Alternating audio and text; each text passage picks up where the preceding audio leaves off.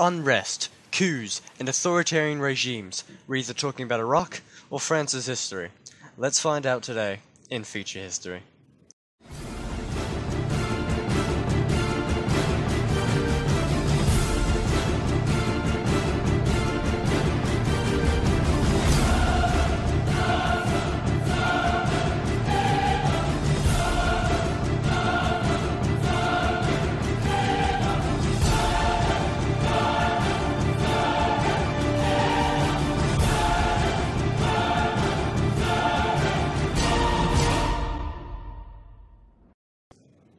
Hello, and welcome to Feature History, featuring 19th century France. I'm going to attempt to explain the politics, the wars, and the many revolutions of the period. What happened, why did they happen, and where did they happen? I'll spoil the last one, they happened in France, but for the formers, we'll spend the rest of the video discussing. Logically, we're going to begin our episode on 19th century France in the 18th century. The reasoning being that to understand the political and social landscape of France in the 19th century, we're going to need to cover the revolution. Yes, I'm sure we've all covered this in any half-competent history class, so I'm not going to devote all of the video to it. But it's still important. Now, to give some background to the background, France was deeply in debt in part to the 7 Years' War, which I'll be sure to do a video on time, and funding the American Revolution. Half of the national budget was being used to pay off this debt. In 1789, France was forced to declare bankruptcy, and to top it off, a bad harvest ensued the same year. The peasantry had little food, the intellectuals began to question the king's divine rights, and the nobility were failing to make any meaningful change. Louis XVI, King of France at the time, called a meeting of the Estates General, who hadn't met since 1614. The Estates General was formed by the First Estate, the nobility, the Second Estate, the clergy, and the Third Estate. Pretty much everyone else. After several votes, they weren't going anywhere, and the Third Estate was fed up and declared itself their own National Assembly. Louis was not pleased with this, and so while the National Assembly was on break, locked the doors on them.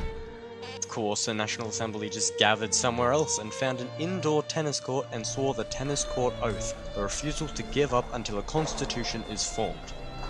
Louis responded by sending troops into Paris to crack down on unrest, mainly due to the lack of food.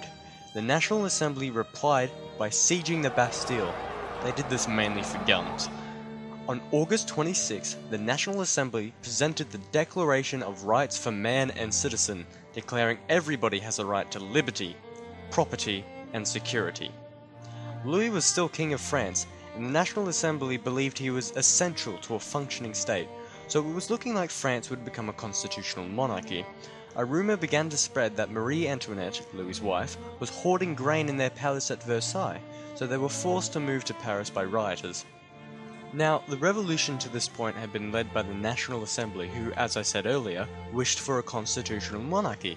It was only radicals like the Jacobins wanting a republic. The Jacobins ran a petition drive and it got quite unruly, so the National Assembly responded by having troops open fire on the Jacobins. The National Assembly, the head of the revolution, was attempting to crack down on revolutionary fervour. The rebels had become the man. Emperor Leopold II of the Holy Roman Empire, which was pretty much just Austria at this point, and King William Frederick II of Prussia issued the Declaration of Pillnitz as a response to the revolution. It promised to restore the French monarchy, most likely by war. Louis convinced the National Assembly to invade Austria to seize their food supplies and quell the threat of the HRE invading them first. This only led to Prussia joining the war on the HRE's side, and when Louis was discovered encouraging Prussia, he was deemed an enemy of the revolution. The National Assembly suspended the monarchy, held a new election where every man could vote, and created a new republican constitution. Louis was held to trial, and by one vote, sentenced to the guillotine. This would set a trend and begin the terrors. 16,000 people were executed as enemies of the revolution during this period. You may remember I said France declared war on Austria. Well, this war didn't end with the king's death, in fact it got worse. France ended up in war with most of Europe, and France won. You can credit this victory to their early mobilization and Napoleon.